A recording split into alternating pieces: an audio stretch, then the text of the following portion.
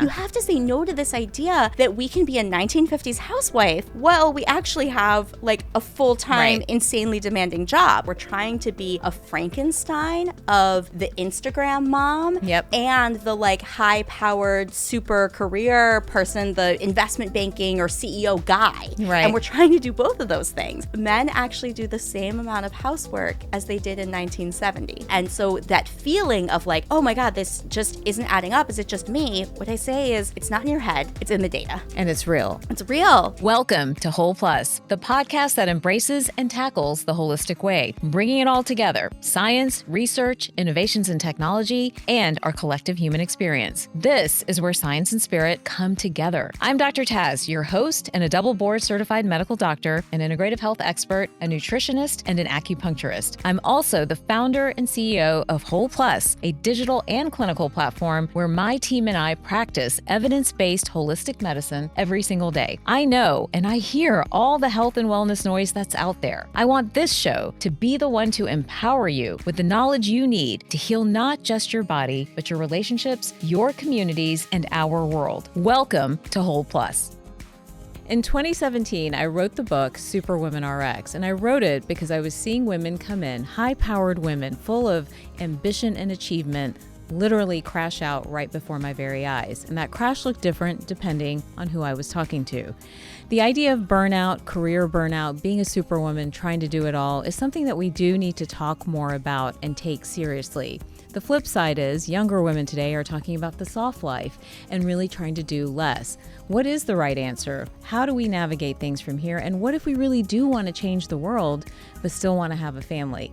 To help us with all of these questions, my next guest is well qualified to really shed light on this important topic. Dr. Corinne Low is an associate professor of business economics and public policy at the Wharton School of the University of Pennsylvania.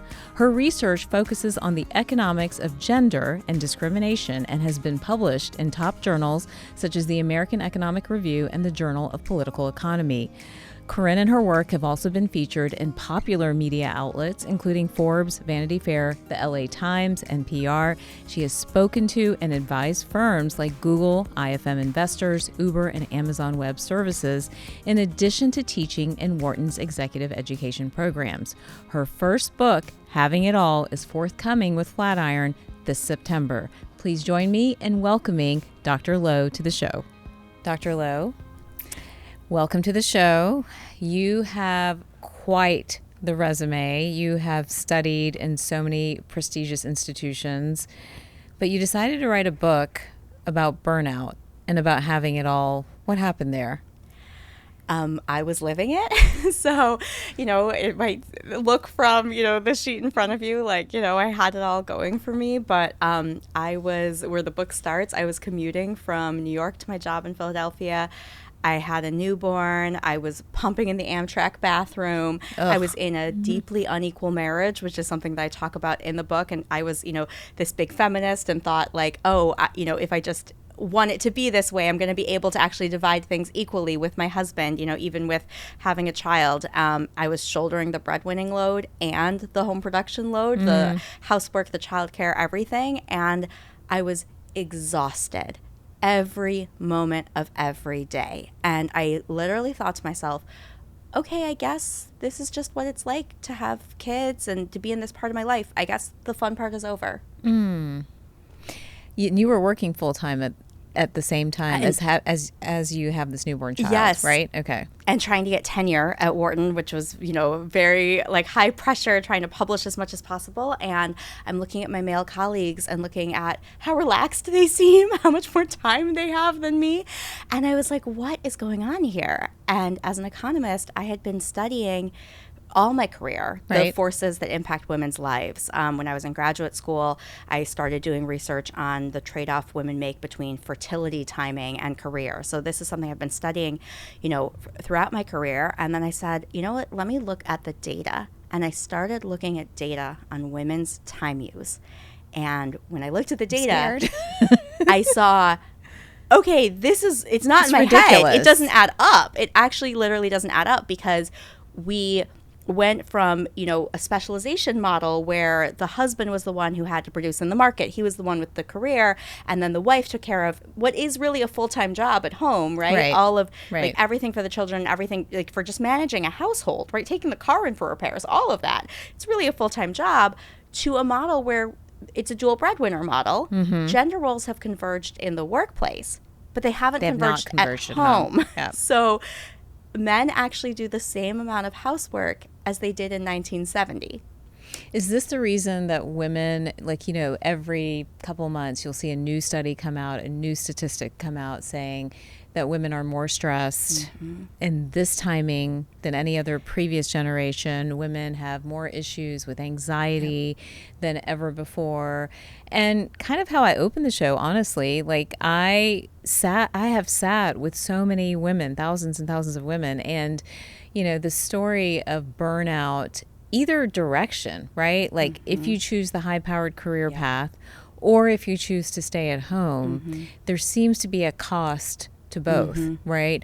And it's left women feeling like, I have a teenage daughter, and she's just like, what did you guys do? Why'd you mess everything up? You should have just left things the way they were in the 50s and 60s and lived a comfortable life. And although there's a lot of problems with that too, of course. Which is what I pointed out to her. I'm like, it's not as pretty as the movies or whatever you're watching, So there's a cost. And, for me in the exam room, the cost is medical. Yeah. It shows up in a diagnosis, shows up in a divorce, it shows up in many different ways, but the data and the research, and I'm so curious, with some of the work you've done, what you're uncovering, as you're starting to explore this, not just with yourself personally, but for women globally as they pursue their ambitions, which we should be able to do. Yes, absolutely. And as you said, what your daughter's saying is why did you go from that? And Ali Wong has this bit where she's like, women today are we can do it all. And I'm like, don't tell everybody, because I don't want to do it all. Right. Yeah. And it's we went from a model that it had lots of problems, and, women were lacking in a lot of really important, economic, political, social rights.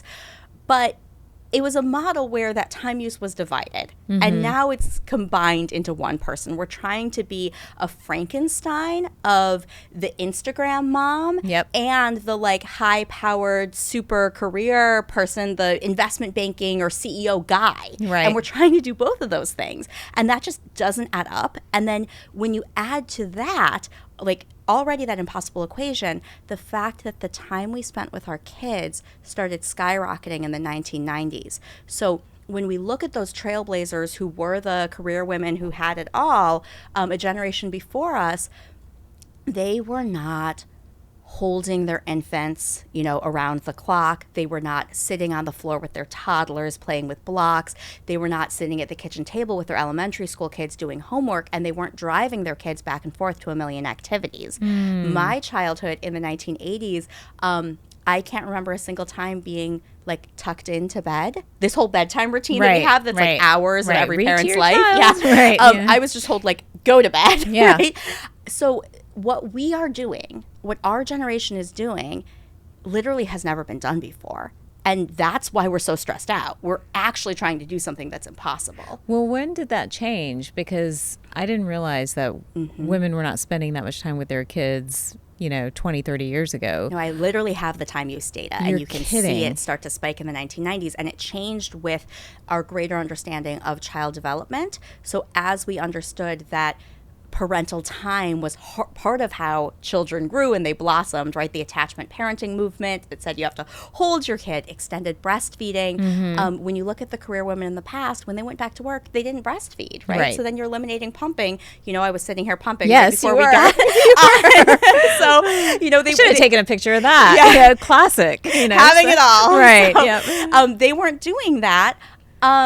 And so it was our greater understanding of child development, and it was also structural forces in our economy that the return to human capital became higher in the American economy as we transformed from a manufacturing economy to a service-based economy, where now if you could get into the Harvard or whatever, it's going to yield much higher earnings over the course of your life. And so as that became more important, those outcomes for our children, as because you have teenagers, we care so much about, okay, what's going to happen to them getting into college, right? Yes. As that became more important, we had to make more investments to achieve those outcomes. And that's where our time just exploded, really exploded. And so that feeling of like, oh my God, this just isn't adding up. Is it just me? What I say is, it's not in your head, it's in the data. And it's real. It's real. And so the hours that women are spending between taking care of children, nurturing a career, I mean, there's really not a lot of time to nurture a relationship. You know, I'm afraid to ask the number. What is the average number of hours that women are doing something, working, or in motion? Does it even add up to 24 hours? Exactly. Well, that's even in like the time you say, you can see that like multitasking, or like, it's like, do you have a secondary activity? And women are of course doing more of that as well. So even when I look at the hours, but I talk about something that I call the squeeze, which is the period when our kids are young and we're making career investments. Okay. And during that period, you literally see women's time use on childcare and housework like a hill. You know, it goes up like a hill. And at the same time as their time on childcare and housework goes up like a hill, the mirror image of that is my time on work and leisure. And that goes down like a deep valley. So the time I have for myself and the time I have to invest in my career, because we have young kids at home, right? And then at the same time, the reason I call it the squeeze is because you're making career investments, so they haven't paid off yet. So you can't just like throw money at the problem either, because you haven't really achieved what you want to achieve. So that feeling when you're in that, and that was like when I was, you know, pumping in the Amtrak bathroom and just feeling exhausted and depleted and like, is this my life? Is it over? That feeling is real, right? That is caused by a bunch of forces conspiring to be right in that same moment. And why does it show up in that one moment? Well, because our reproductive timeline as women isn't flexible. Right. So we can't move it, you know, all the way backwards or forwards to where it might be most convenient, right? We are going to have children, you know, in our 30s or maybe early 40s, right? But like, that's when it has to happen. And so those things all just end up in a career timeline built for men. They all end up in kind of a perfect storm. And the outcome, as you said, is that we're exhausted, we're depleted, we're burnt out, and our own needs end up coming last. So when you wrote Having It All, you know, what were you hoping to tell women? What were you hoping to uncover for all of us women? By really telling that story of how impossible those constraints are and how it really doesn't add up, I wanted to empower women to make choices and to say, this doesn't mean that I'm less than, this doesn't mean that I'm failing. This is how I am navigating an impossible situation. And so for some women, that means actually trying to achieve and compare myself to a man with a stay-at-home wife at work is not sustainable for me. And I need to rethink my career path, right? And so one of the things that I tell women is, your job is not the goal of your life. Your job is a tool to convert your time into money, right? Your job is what you use to take your time and turn it into money. Why is that important? Well, as economists, we think of you as optimizing what we call utility, which is really like your overall happiness in life, right? Or your overall, over the course of your entire life, the amount of joy, fulfillment, and happiness. And money can help you get utility or happiness because you buy things that are important to you, right? Wait, this is really important. I want to make sure everybody heard this. So as an economist, you're defining utility as happiness and joy. So exactly what we think of. So when you think of a firm is maximizing profit, right? We think of individuals are maximizing what we call utility. And what that means is really your personal satisfaction and deep meaning and happiness and joy in your life. And it's a little bit more than just happiness, and that's why I use all those extra words, because you know, sometimes we have to do something like set a screen time limit with a screaming child that doesn't make us happy in the moment, but it leads to a long-term outcome that's important to us, right? So, but your experience of your life is your utility. That's what you're maximizing. And money is only one lever to pull to get that. Because, well, yeah, money gives us a place to live. It gives us, you know, food on the table, super important things, a mode of transportation, and also other things that we just enjoy having, but at the cost of our time. And our time directly translates into utility, into meaning and joy. through time spent with loved ones, through time taking care of ourselves so that we have higher quality of time and length of time in our lives, right? If we don't sleep enough, then our quality of life as we get older is going to be worse, right? Because we didn't invest that time in taking care of ourselves. So what I tell women, and what the book tries to empower women to do, is to actually figure out what is important to you in life, right? What gives you utility, this deep joy, happiness, and meaning? And then what role does your career play in helping you maximize that? And my commitment to my career should be in proportion to how important it is for me getting this thing that is really what I'm here for, meaning and joy and happiness shared with loved ones in my life, right? And all these other things then we realize are kind of noise because we've been taught, well, you should aspire to this, right? You should have, you need to have this type of a lifestyle. Where is that coming from? Where is the noise in everyone's heads coming from? Well, what I say is we're comparing ourselves to other people who don't share our utility function. That's the economics way of saying it. I know what I'm maximizing. I know what's important to me. But then I compare myself to somebody who, let's take my career, for example. Right. I might look at the office next door and say, oh my God, he's publishing so many more papers. Why isn't my life like that? Well, because I'm choosing to be home every single night to have dinner with my family and to put my kids to bed every single night, right? And those choices are actually what give my life its value, joy, and meaning. And I could make different choices and achieve more along one domain, but I can't pull all these levers at once. There are trade-offs. And so, the answer of like, how can you have it all is like, you have to redefine what that means to mean focusing on what is actually truly important for you specifically in the long run. One of the things, though, as you're speaking, I'm thinking about so many younger women who come to me, my own daughter again, women that work for me, and one of the things that I'm sure they would ask or push back on is, what if you don't know what brings you joy? What if you're not clear? Again, I could tell 1,000 stories, but my own sisters, my mother, you walk through life and you make decisions and you land in places, right? And you make those decisions for different reasons. Maybe you're not self-aware enough. Maybe you had some sort of familial pressure or economic pressure or these type of different things. And you land in a situation. And once you land in that situation, how do you see your way out of it? How do you plan for some of these things when you yourself don't really have the awareness, right? And I think for many women, that are older or in their 30s and 40s, they have other pressures on them. There's the fertility pressure. Absolutely. There's, again, economic pressure, because for many people today in the economy that we live in, and I would love your opinion on that, you need two incomes.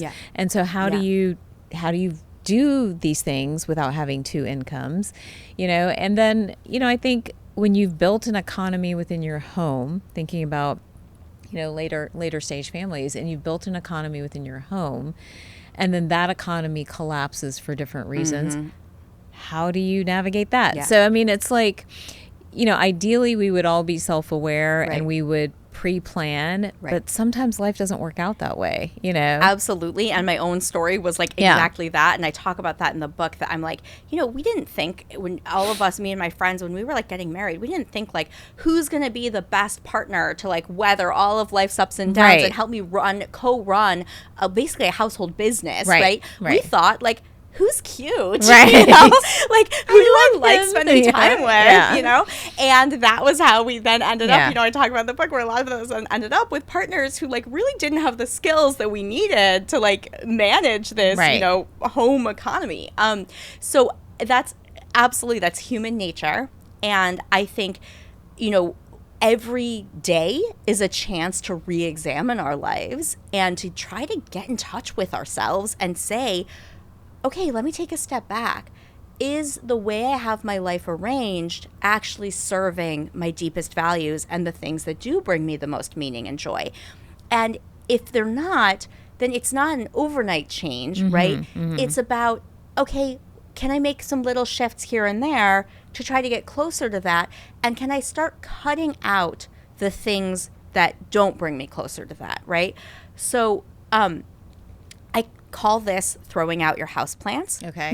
I like that. Got a lot of dead houseplants. Yes, exactly. Because I have like these wilting houseplants, and they just like make me feel like like guilty and a failure. I feel like a failure. Like I can't take care of my plants. Yes, like that's yes. and and it's like, okay, but like I don't have time for houseplants, okay? Right. Like I have kids and and loving my kids and spending time with them and putting important work out there in the world. Actually, that's more important than whether the leaves on my houseplants are dead. And so you know what? I give you permission right now to go home and throw them away. And I want you to do this in every aspect of your life, okay? I talked to a young woman who told me that she was burnt out. She's working full time, and she had 2 kids and another one on the way. And she was like, and then I take their, I make homemade baby food and I freeze it in little cubes, and then I bring it back out and I give it whatever. And I'm like, you have to say no to this. You have to say no to this idea that we can be a 1950s housewife while we actually have like a full-time, insanely demanding job. So we have to figure out, and that's the idea of it. It's like, yes, those constraints are real. The fact that the economy is bad, the fact that I need to work, the fact that my kids need me, all of those things are real. But can I, the same way Marie Kondo taught us to like get tough on ourselves, throwing out our possessions, can I do the same thing for my time? If I recognize my time as the absolute scarcest asset and the thing that I have to make joy and meaning with my life, okay, what can I actually get rid of? So can I throw out the houseplants? Can I say no to the hand-decorated birthday cupcakes because maybe it means more for my kid to actually be present and joyful and smiling because I don't feel so stressed out because there's a million things going wrong. You'll see on the cover of my book that there's like dinner on fire because that's like an experience all of us have had. Like we're trying to do something for our families. We're trying to make this beautiful homemade dinner, but we're also taking a work call and now dinner's on fire and then we're crying, right? Yeah. So is it actually more meaningful to be present and relaxed and able to give our kids emotional and mental space rather than to check all these boxes of the things we think they're supposed to have? And the same thing in the office. Like, I have to say no to volunteering to take on the task that nobody else wanted to do, or to plan the office retreat, or to, do all of these extras that would be like nice if, I had a full-time stay-at-home spouse, but you know what, I don't. And so I'm going to cut that out, right? And then even transforming our relationship with money, as I said, to understand that we trade our time for money, right? And so how much of that time, how much of my literal life force am I willing to give up for material possessions? How much do I need to give up for material possessions? Right. And if we can get that into proportion as well and recognize, okay, some of what I'm chasing with this commitment to my career, some of it is like literal needs and trying to make sure I can pay for my kids' school and trying to make sure that like, I can afford our rent, right? Right. But is there any part of it that's about keeping up with the Joneses, trying to prove to myself that I can do it, prestige, and that feeling of accomplishment, and even social comparison? Yeah. There's literally economic studies that show that people will choose a job where they make less money but are relatively better off compared to others versus a job where they literally make more money but they're lower in the pecking order compared to others, right? So those are things that, like I said, are noise that get in the way of us actually maximizing our utility and actually getting the most from our lives. What are 3 things or 3 areas, I don't know if there's research on this, where women you would tell women stop doing this? Like if you're a new mom, you're a brand new, newer mom, I'm a, mom with teenagers, women trying to hurry up and get pregnant. What would you tell them? Just stop doing this. I see every mother I know running herself ragged. And so I think what I would say is, for each thing that you're doing, ask yourself, like, how does this serve my ultimate goal of like utility, right? And I think for some of those, you'll see the direct relationship, right? You'll see like, okay, no, this is the right choice, because when I sit down and have dinner every night with my kids, that makes us feel connected as a family. Or, a lot of moms I know, they like breastfeeding, but they hate pumping. Right. Well, once you use kind of utility as your guide, right, I give you permission to say, like, okay, I'm going to breastfeed, but once I go back to work, I'm actually not going to pump, because by then my kid will have gotten the immunity from my breast milk, right? We will have gotten some of those benefits, and now, formula can feed them, right? So I think using utility as a guide, it gives you permission to say no to those areas that aren't serving you. So I would say, making yourself nuts about how your kid gets fed, that's absolutely an area. I would say trying to be an Instagram mom and like trying to have everything be like perfect, pretty, and beautiful, and like handcrafted or whatever. Yes. That it's completely unrealistic. The person who is showing you that thing, that is their career, right? And you're trying to do this in addition to your career, right? That is actually their source of income, is doing this thing. That's why it looks so good, right? It's not yours. And I think I want us to reframe that. When women think about outsourcing, they often feel guilty. Like, I should do this for my kids. I shouldn't buy this. I should make it for them. Right. Well, choosing to do it yourself is choosing to hire yourself for that job, right? That's a great way to look at it. We rarely do this with male-coded tasks. So most men don't hire themselves to fix their cars or hire themselves to repair the roof. They find the most competent person, and they call that person to do it and pay them. But for female-coded tasks, somehow we're expected to be able to do double duty. We're expected to be able to insource these tasks and do them at this level of excellence and work full-time in the market, right?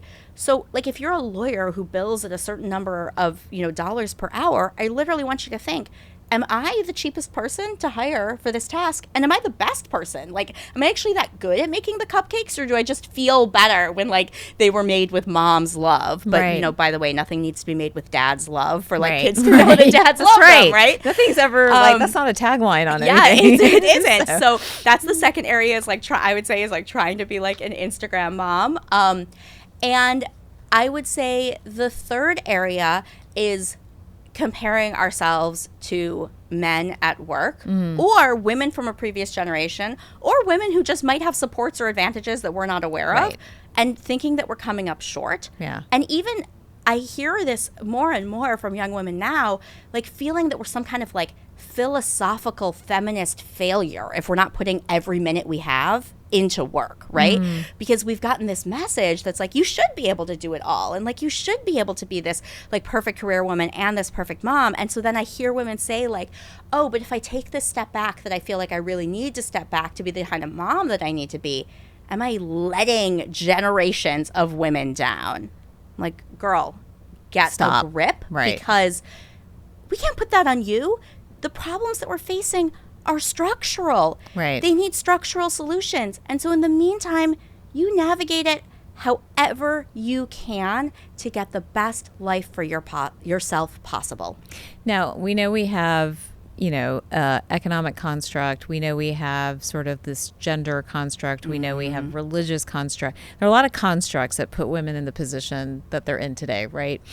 One of the things, though, that I've often wondered is it's something in our biology that doesn't allow us to do exactly what you're telling us to do, where we hold responsibility and we hold task, and we're afraid of telling like a partner or like a coworker, like, I need you to do this. I need to offload this, and that form of self-advocacy, I think, should be a part of utility, but is it biological? Is it economic? Is it why do we do that? You hit the nail. I got it. You hit the nail on the head. And so you are a budding economist, because your intuition is spot on, because I did horrible in economics, by the way.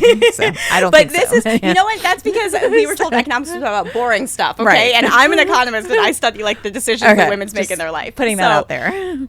There's this field of behavioral economics, and it's all focused on how the way our brains evolved to survive kind of makes us ill-suited to make the right decisions in the modern world, okay? But it's really focused on men. It's like, oh, you were taught, you know, like on the savannah, you had to make sure that you had enough food to survive this day. And so humans tend to be present biased, so we make bad investment decisions because we focus on today at the expense of tomorrow.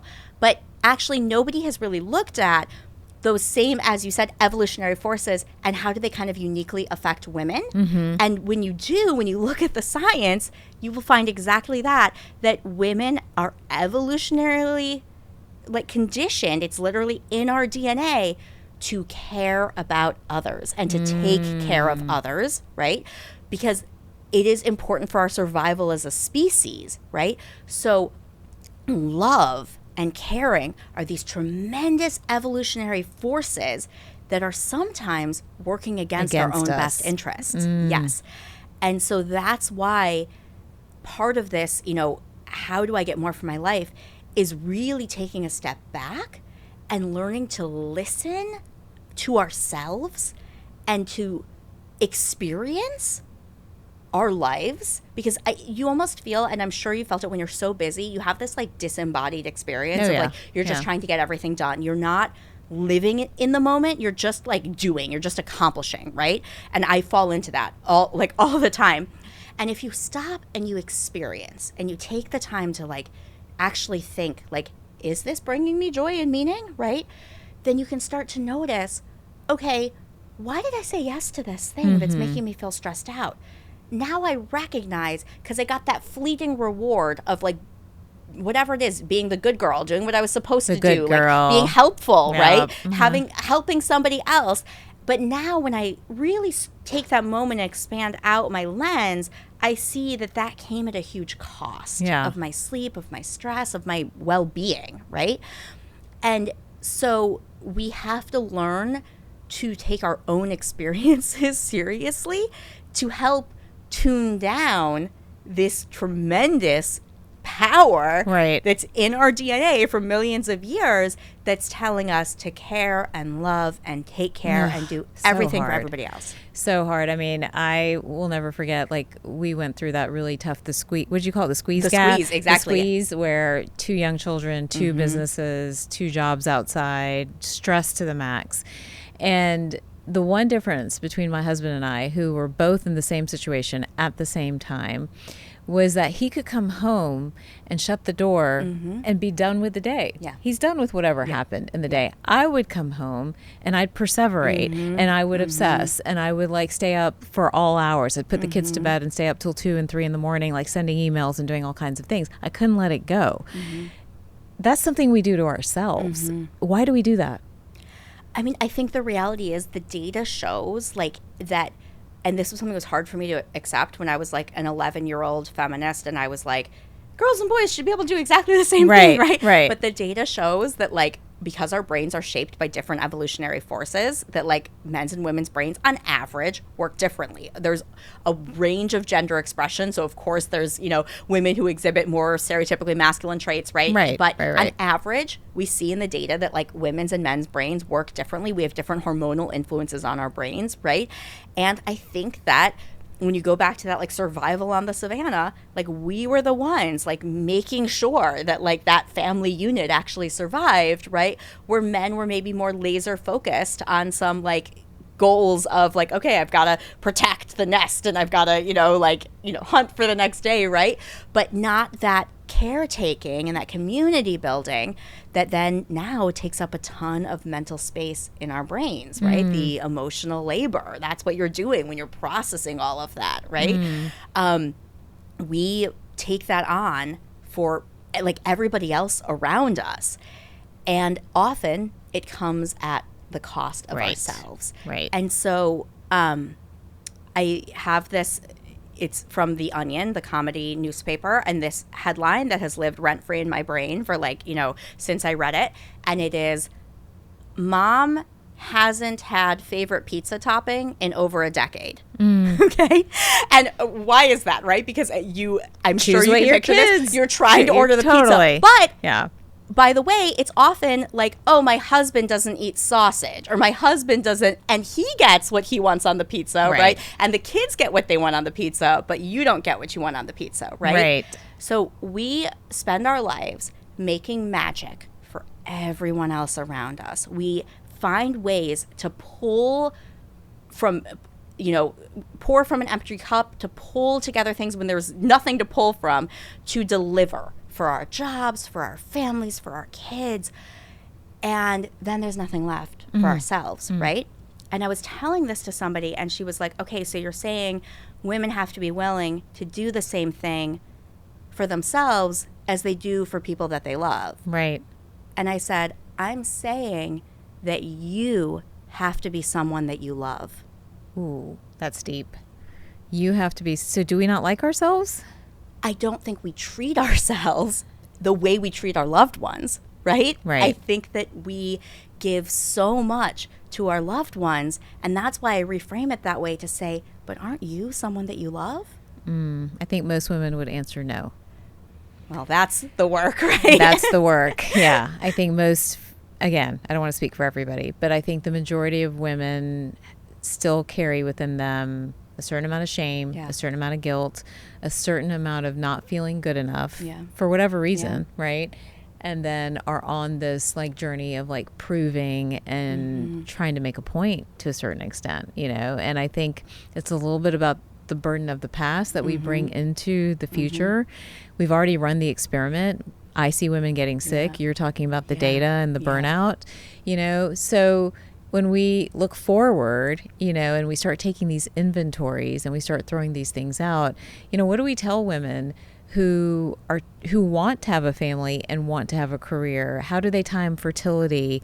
How do they think about a partner? How do you evaluate a partner that is going to support you down this journey rather than making the journey harder? Like, what's marriage equality? Is marriage even relevant anymore? Like, I'm just curious from an economic standpoint, like, how do we start to think about some of these things? Yeah, absolutely. And what you said, it's so true. And that's why I think it's so radical for me to try to get women in touch with the purpose of their life as this deep joy and meaning, because then you can ask yourself, okay, these things I'm trying to achieve, is that actually serving that purpose? And if you take a step back and you have no joy in your life, if you keep a journal and you say, how did I feel throughout my day? Are there moments of just enjoyment, of just pleasure, and you're finding that that's empty, right? Then you need to make changes. You have a mandate to make changes, because it will take its toll. It'll take its toll on our bodies. And if you need the motivation to do it, it'll take a toll on the people that you love, because you can't be present for them if you're not taking care of yourself. Like, I realized, the book talks about how I told you I was, living it. I was so burnt out, and then I ended up getting divorced and, moving closer to my job. And I was so worried about the impact that would have on my son. Right. But when I was in a better place, I was such a better mom to him that I realized that was what mattered, right? Yeah. It was like me being able to be okay, It's like, put your own oxygen mask on first. But then to get back to your question about, okay, how do you make a plan and choose a partner to navigate all of that? I think that's really what I want young women to think about, is to think about their partner as being one of the most important financial decisions that they'll make, because it's not just about what does the partner bring to the table. It's about, are they able to support my career, and are they able to actually do these things at home so I can make the investments I want to make, and being about choosing a co-CEO for your household.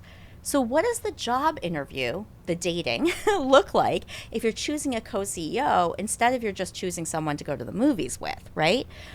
What things do they need to be good at? What things do they need to bring to the table?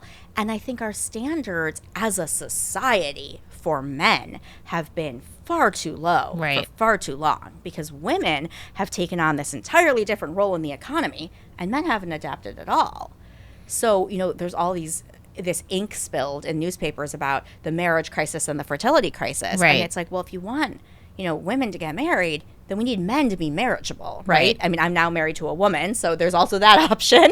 But, you know, I think that men have not stepped up, and I would encourage young women to be very choosy, right, about forming this unit, this household with somebody who can't hold up his side of the bargain.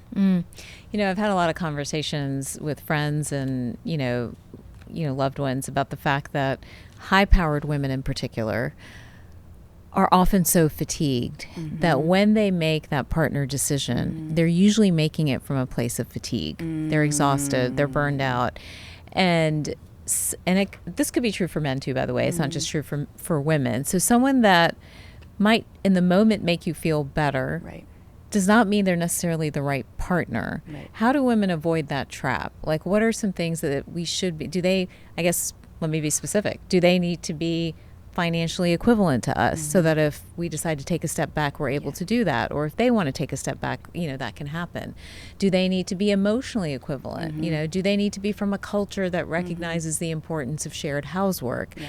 Is there a litmus test for like figuring this out without blatantly being like, okay, we need to live together and see what you are and are not going to do, you know? So, well, I mean, track record is important. And so like one of the things I tell like young women, because I teach college women, and I tell them to like ask their boyfriends, I'm like, who does your laundry? Ooh, right? That's a good. How does food get in the fridge? What's in your fridge? What do you eat? Right? Because if I want our kids to eat like nourishing home cooked meals, but then the person that I'm choosing as a partner is the person who orders takeout every single night, right? He's not going to want to share this household duty with me because he just sees it as unimportant, right? He doesn't see that as something that needs to be done. So he's not going to share the burden because to him it's just like, well, order the takeout, right? Like why would I do that?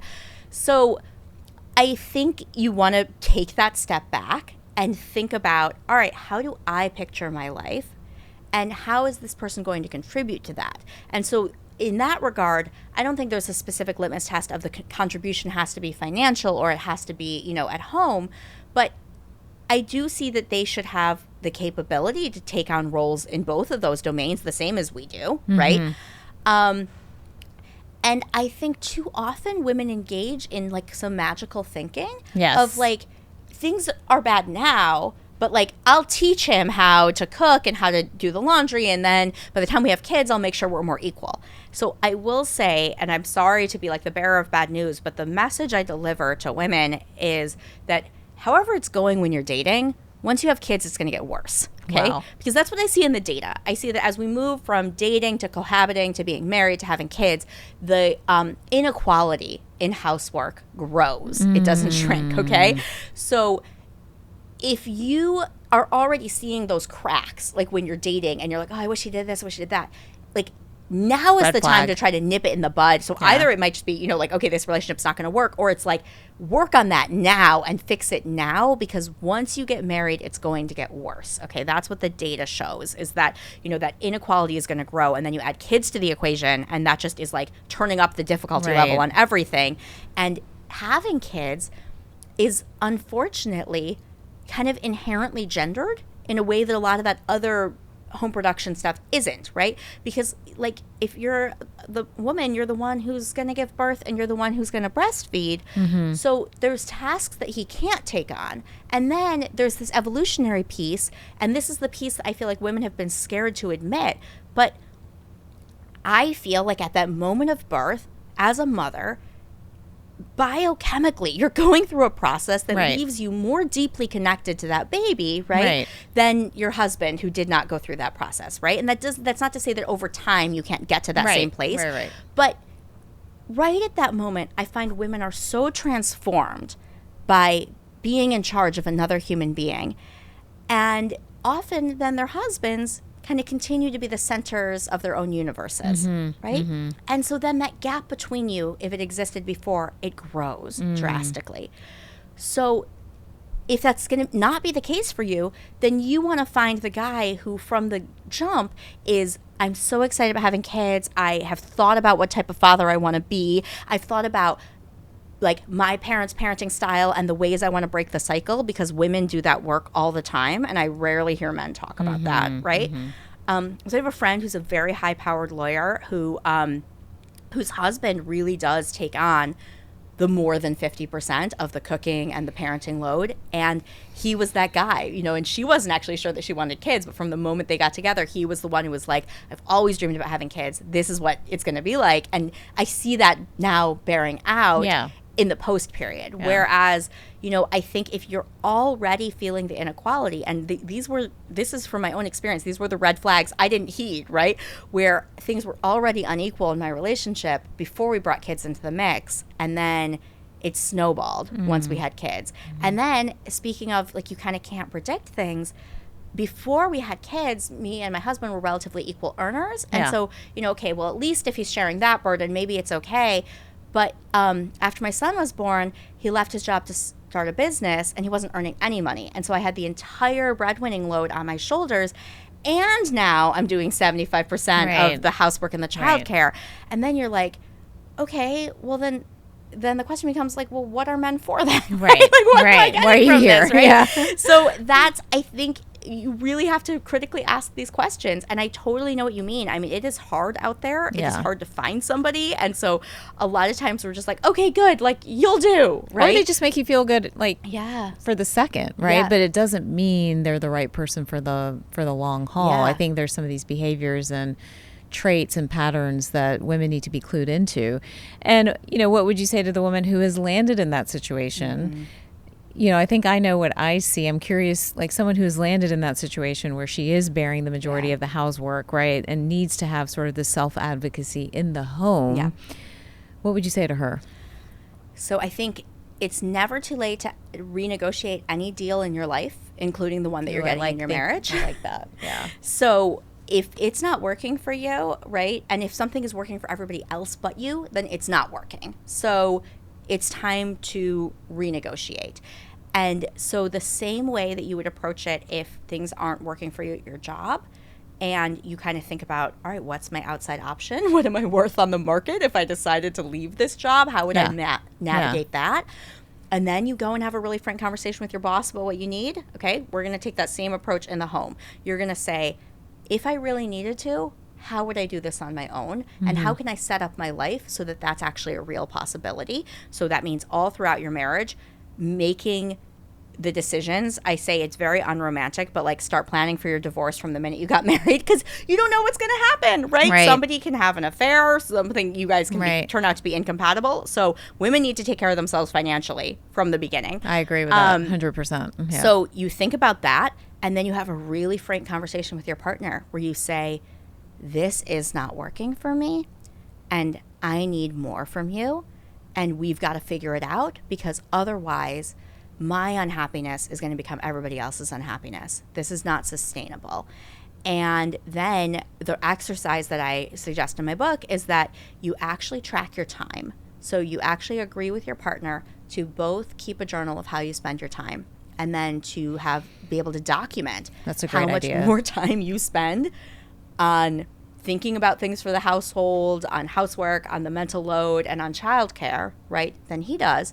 And then look at those areas of inequality and figure out what you can reallocate. So what things can he take on that he says, because most men will say, like, I think I do about half. But then when you go through this exercise, there's all of these categories of tasks that he didn't even know existed, right? Because he's like, no, I do half. Sometimes I feed the kids. It's like, did you know that you need to buy their snacks in the first place? And that's how they get in the fridge, right? No, like, I get them dressed. Well, do you know that they outgrow clothes? And then I, spend time on Facebook trying to give them away. And then I, like, have to go buy new clothes and new sizes, right? So once you actually see it on paper, you're like, no, this is what the universe of our shared work actually looks like. No way you're doing half, right? And then some of them you also figure out, hey, does part of our shared household budget need to be spent on taking these things off of my plate? Because we spend our shared household budget on a lot of things that make you happy, right? So can we spend some of it on giving me time back to myself to be able to be a person? Yeah, that's a big cultural and societal block for women. I've noticed when I've talked to them about this is that, there are multiple obstacles, right? Is your partner willing to have this conversation? Or first, are you willing to have this conversation and advocate for yourself within the home? Is your partner willing to be receptive to this conversation that you're having? And then many times the answer is yes. You are married to a great guy. He just didn't know. He was clueless. Like, end of story. It's not that deep. But then you are not willing to offload different tasks and different responsibilities. You know, you're not willing to offload that. I've had one woman tell me flat out, like, well, in our family, that's not what we do, because she was driving everywhere. And I was like, well, why don't you delegate some of the driving, you know? So, you know, why do women put these impossible blocks up to offloading, you know, some of these tasks that, to your point, are not worth their hourly rate? They're not worth their time. Why do they do that?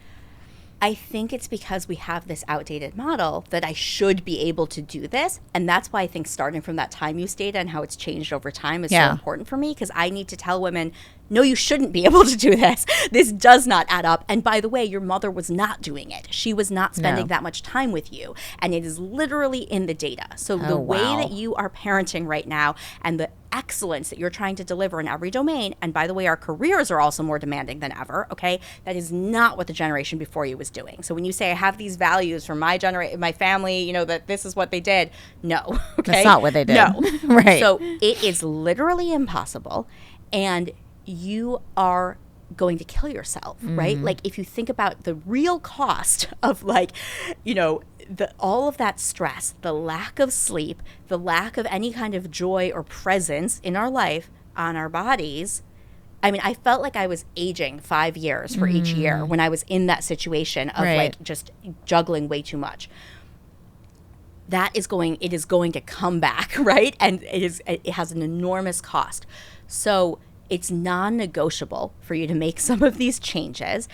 And you're being your worst enemy by saying, like, oh, no, there's a special way that I put these clothes away. And I'm the only one that can do it, right? I've heard that too. Or even like that, oh, my kid, I had this colleague who was like, my daughter has to go to this school that's 45 minutes away, but then I spend, you know, literally like 3 hours a day driving her back and forth to this school. And I was like, why? She doesn't need to go to this school. Like, that's not, there are real constraints in the world, but that's not one of them. Like, that's a preference, that's a choice that you've made. And when you look at your overall utility, does meeting this preference, does it justify the loss of what you could do with 3 hours of your time in terms of all of the meaning and all of the joy you could build together with her in that time, right? Definitely. You know, you and I are both big believers in women being self-determining in terms of financial independence. I feel like there's something about money and power. There's something about what money does to a relationship, right? Whether we like it or not, whether you're married to a perfect person or a terrible person, it's irrelevant. How do women stay in the workforce and navigate that squeeze time period, right? And not lose their identity or their financial independence? How do they do that? Because I've firsthand witnessed, you know, what that looks like when somebody does lose it because they've given up X, Y, and Z. And to me, more concerning is young women of my daughter's 17, like her group, again, the soft life, we don't need to work, we're going to stay home. What would you say to them? So I think the unfortunate reality is there's a lot more off-ramps than on-ramps in careers. And so part of the issue is, like, that squeeze is temporary, but all too often I see women make decisions when they encounter that squeeze that end up being permanent for them, right?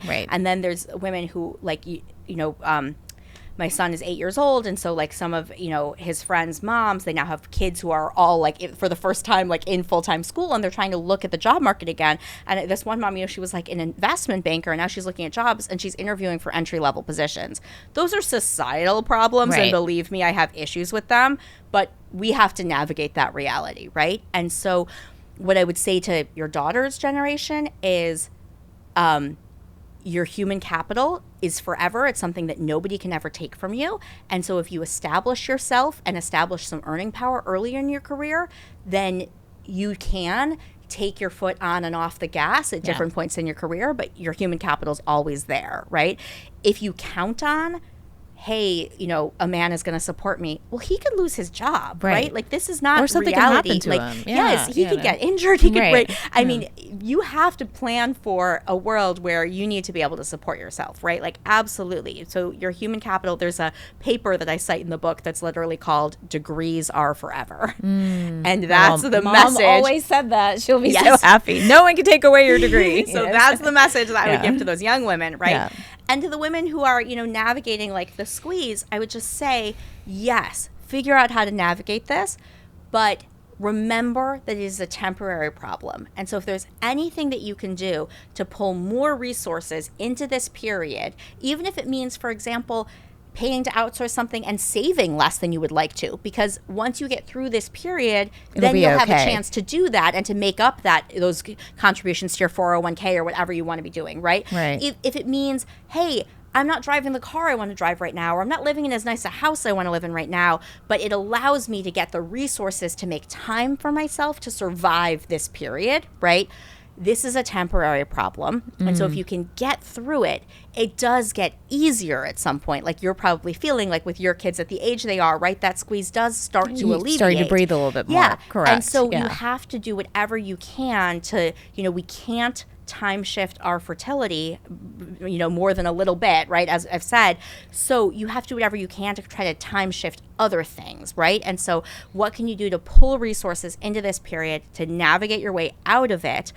And then, like, what we need to change as a society is that there need to be more ways for women to hit the gas after they exit that period of the squeeze, because they still have, 30 years of working life ahead of them. And why aren't there more career paths where you can, get into that fast lane right then? Right. I completely agree. Now, you mentioned fertility and the timing of fertility. In your time studies, like what did they reveal when it comes to fertility, timing fertility, and how women feel?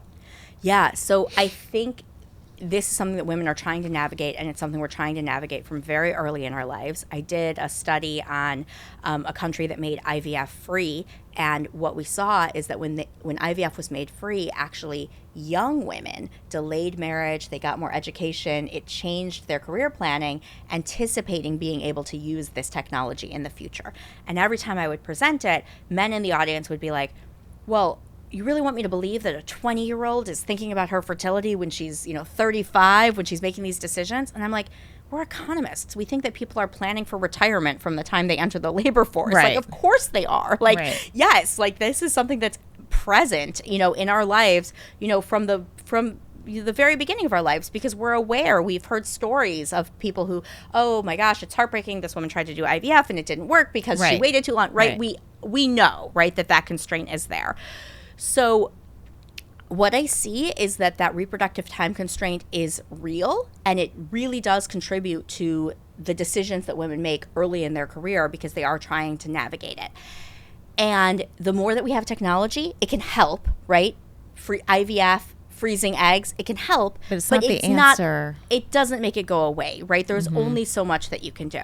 And so, my message to women is that you should choose to have children at the time that's right for you. There's no perfect time for your career, and this technology is not going to allow you to kind of delay it forever. That said, because I also think you need to be very choosy in choosing a partner, right? Freezing your eggs before the pressure is really on, it is one way to give yourself the power, the ability to say, no, this isn't the right situation. Even if it's psychological, right? To a certain extent. Yeah, that you have that safety net, right? The same way that nest egg in the bank is a safety net. Like you're freezing your eggs, it's a form of savings, right? And it just gives you that insurance to be able to say like, hey, I can navigate this relationship without so much time pressure, right? But I would say that what we're seeing is that, women are marrying and having children later. And I think because we're making these early career investments, we're pushing back some of what used to happen in our 20s, where we used to, have the relationships and the breakups and the heartbreak and the long relationship that didn't work out and be trying to find a partner then. And a lot of women are now doing that in their 30s. And the cost of that is that now you have less time. That if something does go wrong, if you were living with a partner and you're in a 7-year relationship and you thought you were going to get married, but now it turns out you're not, right? now you're already pushing up against that boundary, right? And so again, that's where I think, egg freezing can play a role. But I would never tell women to do that for their careers, right? Yeah. I think that is too much to ask. I don't like it. I know. I really don't. I've heard many high-powered women do exactly that they're going to freeze their eggs. They're going to worry about this fertility thing in their 40s. They're going to use their 30s to devote to their career. I think it's a mistake. I think that and even for the women in their 20s, I think that, and this is just an opinion, so don't no one shoot me, but I think even for women in their 20s, we all have to be living life while we are also building careers. Absolutely. We can't have these endpoints of here's my career and here's my family, and they're like, little bookends to each one.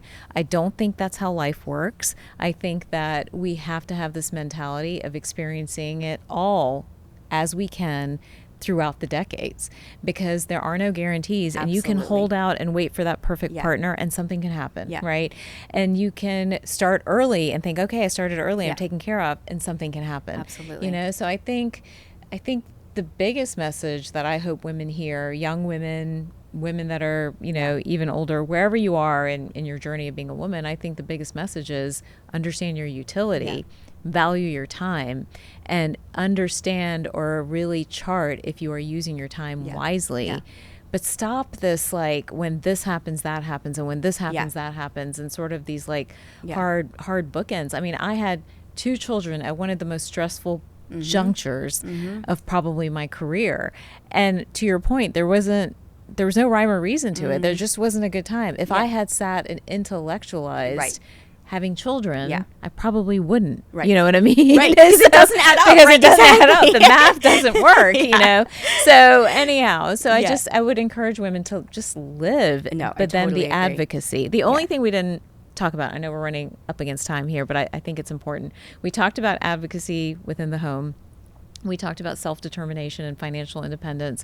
We talked about fertility and taking that very seriously, time, utility, all these ideas. Do you feel like the workplace overall has become a better place for women? Do you feel like there's more like levers and like ability to be flexible and ability to off and on ramp, than there was maybe a decade ago or 2 decades ago?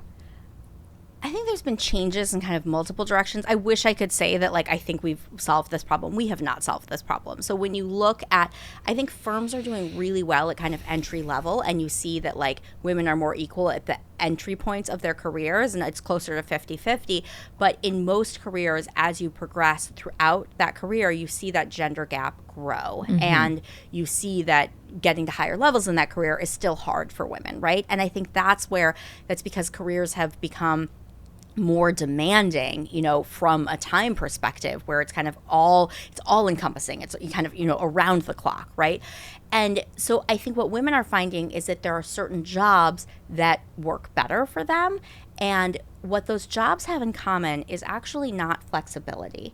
It's boundaries. Ooh. So the research shows that when you look at what women are willing to give up money for, give up pay for, and you offer them flexible work, that's not what they're willing to give up pay for. What it is if you say, okay, instead of having a set schedule, your boss is going to set your schedule and going to tell you when you're working, then women are like, no, I will literally take a 30% pay cut to avoid that, okay? Women don't want flexibility. They want boundaries. And that's why a profession like nursing, which is very inflexible, 7 but to 7, very 8 structured, to 8, is 86% female. And so we see a lot of women finding that they've navigated finding the jobs that work better for them. It's a job like being a pharmacist, where you're paid for the number of hours that you work. And if you decide to go part-time to take care of your kids and then go back to full-time, you haven't lost a step and you're not earning less than male pharmacists. It's jobs like being a physician's assistant or a nurse practitioner. Or a doctor even. Or a doctor, but a doctor in family practice versus a surgeon, right? There's certain jobs. And what they have in common actually is boundaries. But I think that that's hopeful in a way, because it means that I think we can reimagine what some of these other jobs look like. Because if it's not, you have to just give everybody endless flexibility, and that sounds hard if, like, you're a lawyer, right, and the clients, want you to be on call. But instead it's, no, we need boundaries, because we need to know when am I on and when am I not on. So when we see women dropping off of the partner track at a law firm, could we say, hey, can we assign 2 associates to this case? And can we have, Monday, this associate's on call, but Tuesday she's not on call. Tuesday somebody else is on call. And then Wednesday you're back on call, so that you actually know when are you on call. And what gives me hope is there's actually a field that we've seen transform in exactly this way. It's the field of OBGYN. So when you go back to the 70s, it was entirely male dominated because you had to be on call 24/7. Right. But as women entered it, they formed group practices where they said, no, you're not going to see just one doctor. You're going to see all of us. And whoever's on call the night that you go into labor, that's who delivers your baby. Right? And that field was transformed by women. And so I think that there's hope in the fact that what we really need is boundaries, and technology offers this hope too, that you can say, hey, no, we don't need FaceTime until 9 p.m. We can all leave and go home for dinner at 5, pick up our kids from daycare, be offline and with our families from 5 to 8, but then log back on remotely at 8 p.m., if we need to, finish up something for tomorrow, right?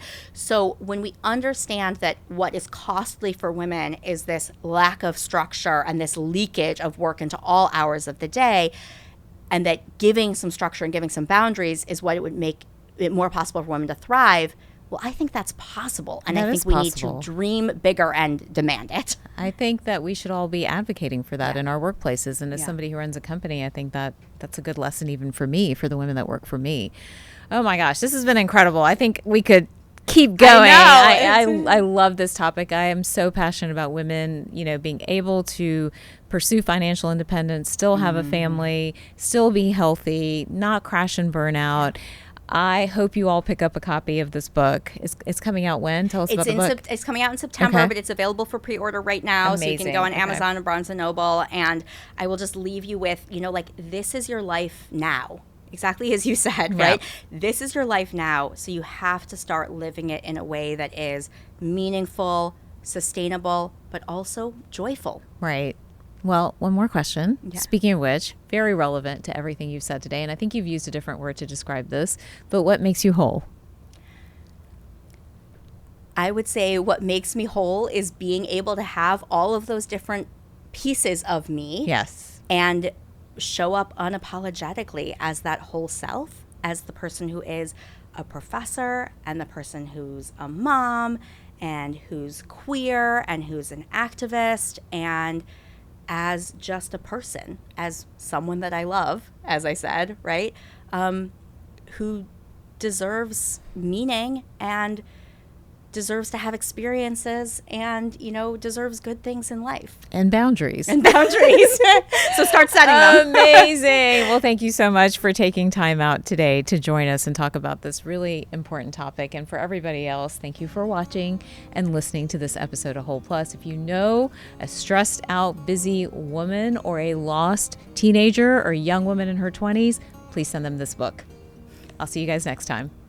Thank you so much for listening to this episode of Whole Plus. Be sure to share this episode with your friends and family. And if you haven't already, please take a moment to subscribe to this podcast on YouTube or wherever you get your podcasts. To engage with the community, follow @LiveWholePlus and check out our website, wholeplus.co. That's HOLPLUS.co for more resources and information on holistic health. See you next time.